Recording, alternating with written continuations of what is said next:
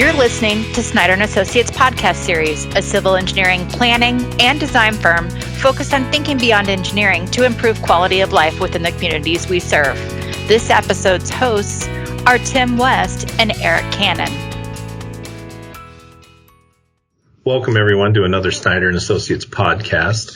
We receive a lot of questions about what to expect for design and construction scheduling for a number of different project types. So we thought it'd be nice to create a podcast outlining some of the typical schedules for the majority of our projects, which usually are split between public and private projects within our development group. Eric, we've had a lot of discussion about the differences between private and public projects. Do you want to talk a little bit about some of the differences that you see in the private projects and how those are approached differently?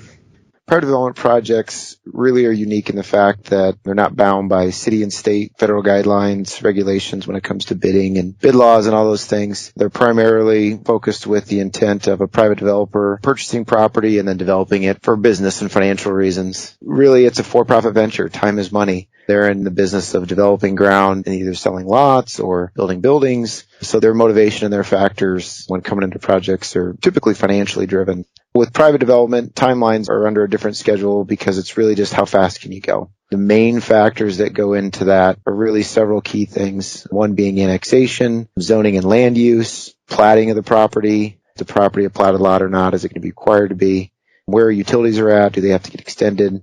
Then you get into the process of preparing a preliminary plat, CDs and site plans. Most of our clients are pretty savvy, to be honest with you. A lot of them understand that process. Really, a lot of them get what they call due diligence. They're going to get a purchase agreement on a piece of ground. They're going to have it, quote unquote, tied up where they've got 90, 120, 160 days to really work through the entitlement processes to make sure that the ground that they've bought is going to work. It's going to be able to do what they want to do. Are they going to want townhomes on there? Is that going to be possible from a zoning and land use standpoint and design? Or is that not going to be supported by the city? And then they have an out. Then they don't have to close on the ground. They don't have to buy it. So that due diligence timeline is really the key factor with a lot of our clients, knowing how much time they've got to work through that process. Do you see a lot of additional property research or exploration on trying to determine how those properties are aligned and what type of things are encumbering those properties?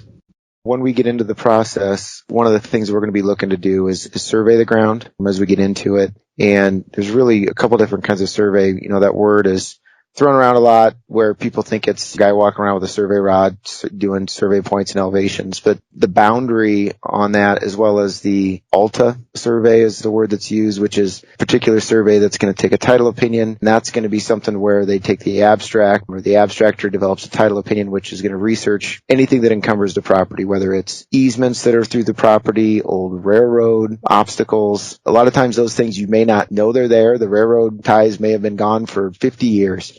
But the railroad still has rights through there, either with access easements or underlying ownership or something.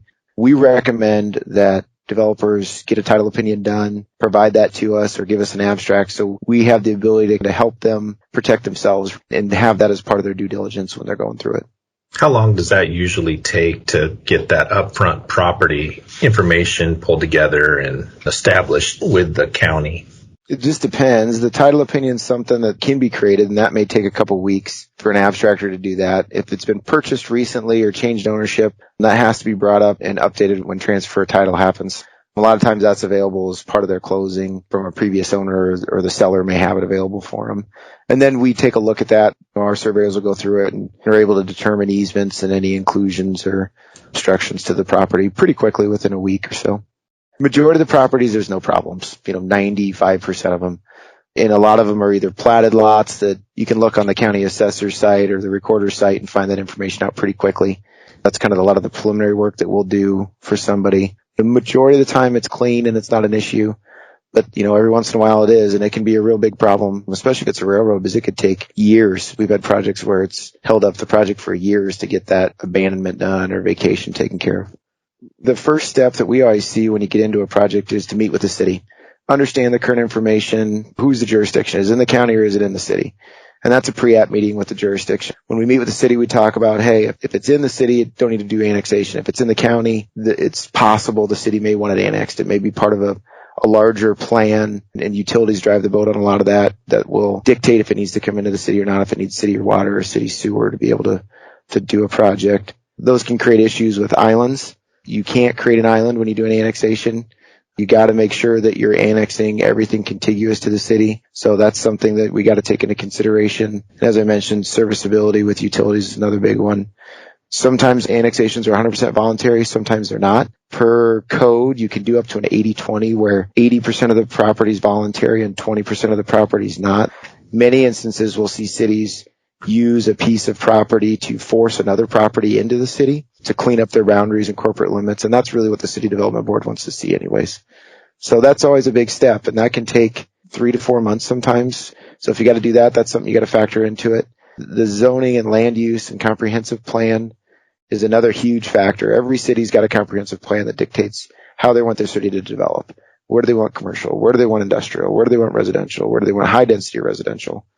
Where are their major corridors for infrastructures? All those things are kind of a playbook that we need to follow, and we need to work with the city on to make sure we understand what they're looking for.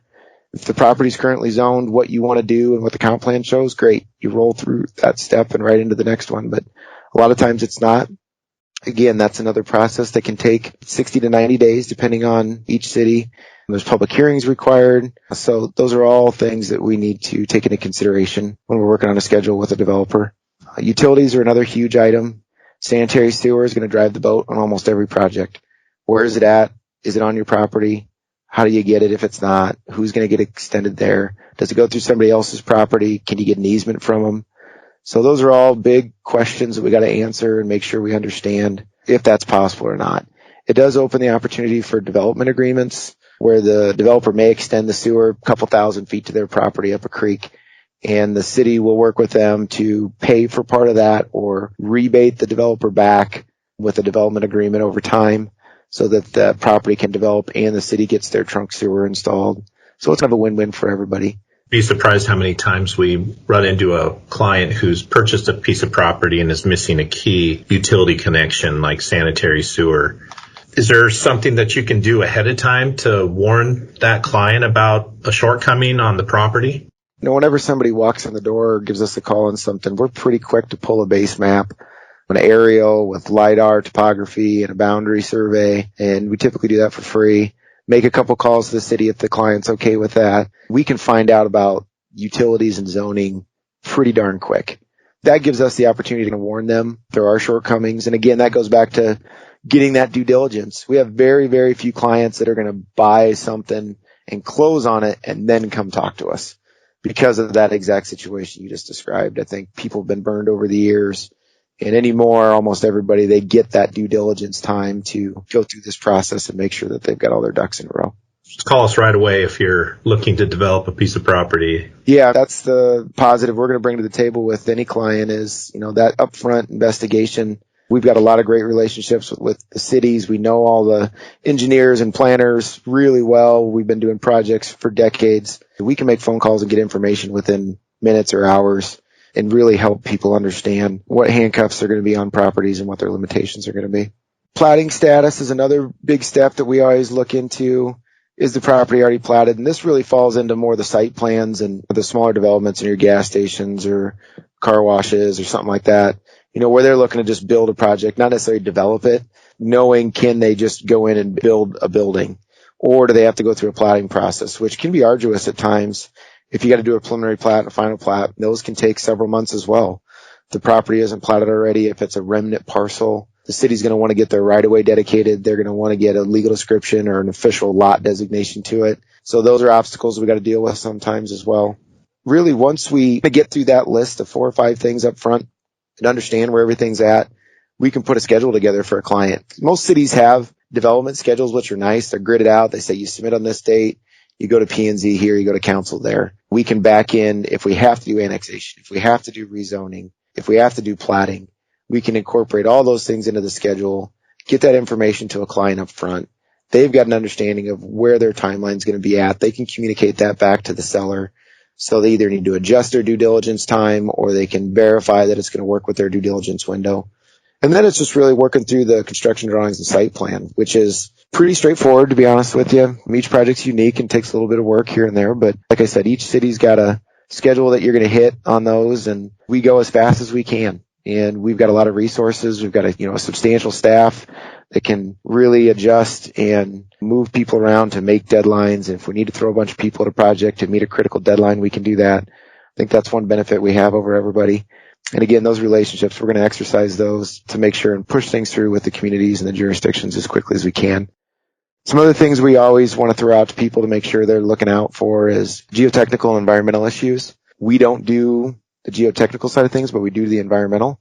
So we can get you a phase 1 if you're worried about any historical issues out there.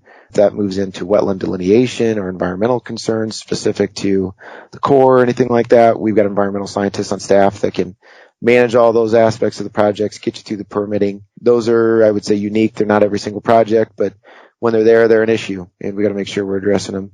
Architectural concerns are something that always come up. Every city's a little bit different in their code on that. Again, we're not architects, but they're part of the project when we're going through the site planning. You're going to have building materials that are going to be required. The P&Z and councils are going to want to see those as part of the approval process. Those are things we want to make sure clients understand.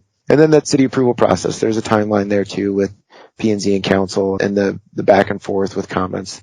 First time we submit something, it may change a little bit before we get to the final product. But once we get through that, then it really goes into the developer awarding their contracts. Again, the big difference here is they don't have to hire a low bid. They don't even have to bid it out.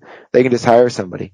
If they've got a great relationship in place with contractors, they can just go hire them and have them work on their project. So they're able to jump on projects really quick from a construction timeline. So they can put it out to 3 people, get bids from them, and then beat everybody up, get the best price for their dollar. If I'm a developer and I want to start a project as soon as I can in the spring, what would you recommend would be the time frame I need to set aside ahead of that start of construction to allow for the due diligence period, the design period, platting, etc.? Well, I would always recommend 120 days to anybody. I know that seems like a long time, but really the reality is if you have to go through annexation or zoning, there's 90 days right there that it's going to chew up. And you're not even going to really be into the design to know the details of construction costs and stuff like that for you to shore up your numbers. So call us as soon as you can. But really, if you're looking at doing something in the spring, I'd say reach out to us in November and let's start talking about it. If zoning and annexation aren't an issue, then we've got a little bit more flexibility in there to hold off on things. But I would say a safe bet is make sure you're in that 120-day window to start that conversation. The timing of construction bidding is important. You bid something in January, February, you're going to probably get a different price than you are in May or June. People's schedules fill up. Those are all things that you got to take into consideration and factor in when you're looking at projects as well. Well, thanks, Eric. That's a lot of information that you covered based on the private project process. Thank you for listening to Snyder & Associates podcast series, a civil engineering, planning, and design firm focused on thinking beyond engineering to improve quality of life within the communities we serve. Find content related to this episode on Snyder-Associates.com.